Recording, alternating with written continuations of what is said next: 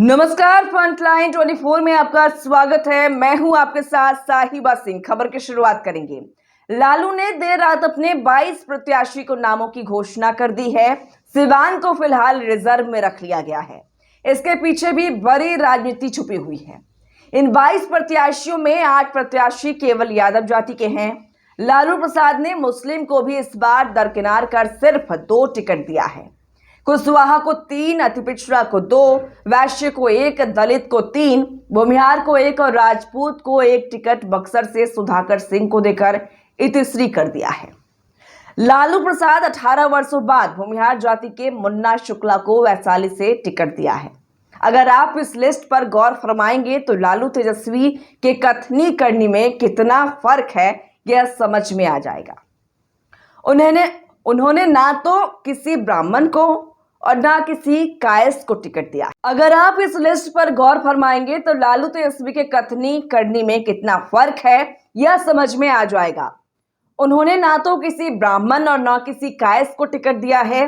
तेजस्वी बिहार में घूम घूम कर कहते फिर रहे हैं कि राजद सिर्फ MY की पार्टी नहीं है, A to Z की पार्टी है। लेकिन जब आप राजद की सूची देखेंगे तो पता चलेगा कि ये अपने परिवार और जात से बाहर आज भी नहीं निकल पाए हैं।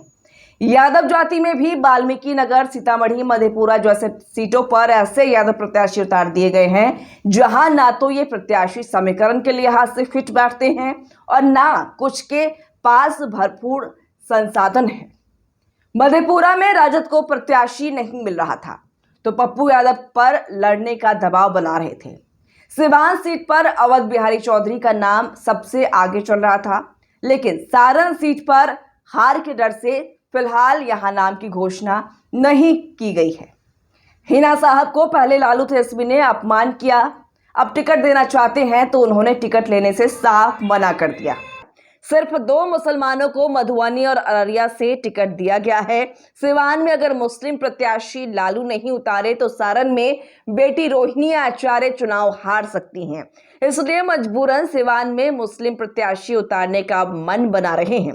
लोग तो यहां तक बता रहे हैं कि लालू तेजस्वी का बस चले तो वे सभी सीटों पर अपने परिवार और जाति के लोगों को उतार देंगे। पूर्णिया, बेगूसराय, औरंगाबाद और वाल्मीकि नगर सीट जीतने के लिए नहीं, हारने के लिए कांग्रेस से जबरन लालू ने छीन ली है। इन सीटों से हमेशा कांग्रेस लड़ती रही है। कन्हैया कुमार, पप्पू यादव, निखिल कुमार जैसे प्रत्याशी को चुनाव लड़ने से रोकना लालू को महंगा पड़ सकता है। इसी तरह वाल्मीकि नगर जहां हमेशा ब्राह्मण प्रत्याशी लड़ते आ रहे हैं, इस ब्राह्मण बाहुल्य क्षेत्र में एक धन्ना मलसेठ दीपक यादव को उतार दिया गया है। अति पिछड़ा समाज से बीमा भारती और चंद्रहास चौपाल को पूर्णिया और सुपौल से उतारा गया है, जो काफी कमजोर कैंडिडेट बताए जाते हैं। महाराजगंज से हमेशा प्रभुनाथ सिंह या उनके पुत्र चुनाव लड़ते रहे हैं। इस बार उन्हें टिकट से बेदखल कर यह सीट कांग्रेस को दे दी गई है। इसी तरह कम से कम 1 दर्जन सीटों पर बिना कोई मापदंड और समीकरण के टिकट बांटे गए हैं, जिससे बागियों का भरमार होता जा रहा है। ब्राह्मण को दरभंगा वाल्मीकि नगर से टिकट देने की बात चल रही थी, जो ब्राह्मण बाहुल्य सीट है, लेकिन यहां भी यादव प्रत्याशी उतार दिए गए हैं।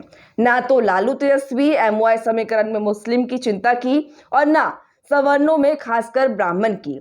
फिर किस मुंह से तेजस्वी कहते हैं कि इस बार बिहार में चौंकाने वाला परिणाम आएगा। बिहार के लोग राजद के बारे में पूछते हैं, क्या यही है A to Z पार्टी? हाँ, परिणाम चौंकाने वाला आ सकता था जब सभी वर्गों को साथ लेकर लालू तेजस्वी चलते और सीटों के बंटवारे के साथ प्रत्याशियों का चयन का तौर तरीका सही रहता। यह भी सच है कि इस बार ना तो कहीं मोदी लहर है, ना नीतीश कुमार का करिश्मा। लोगों में केंद्र सरकार के कामकाज और बड़बोलेपन से गुस्सा भी है, लेकिन लालू तेजस्वी ने ना तो सही तरह से सीटों का बंटवारा किया, ना प्रत्याशियों के चयन में सूझबूझ दिखाया।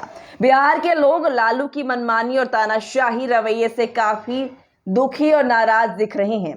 इधर झंझारपुर लोकसभा क्षेत्र VIP कोटे में चली गई तो यहां भी लालू तेजस्वी की सहमति से गुलाब यादव को टिकट दे दिया गया है। जबकि चर्चा थी कि इस बार झंझारपुर से अति पिछड़ा बनाम अति पिछड़ा होना तय है।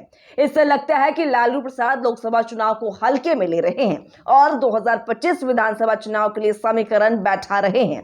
जो सहानुभूति तेजस्वी के प्रति लोगों में जगह था, उस मंसूबे को लालू प्रसाद यादव ने चकनाचूर करके रख दिया है। अब सिर्फ परिणाम बताएगा कि लालू ने क्या सही किया और क्या गलत। इंतजार कीजिए, 4 जून को सब पता चल जाएगा।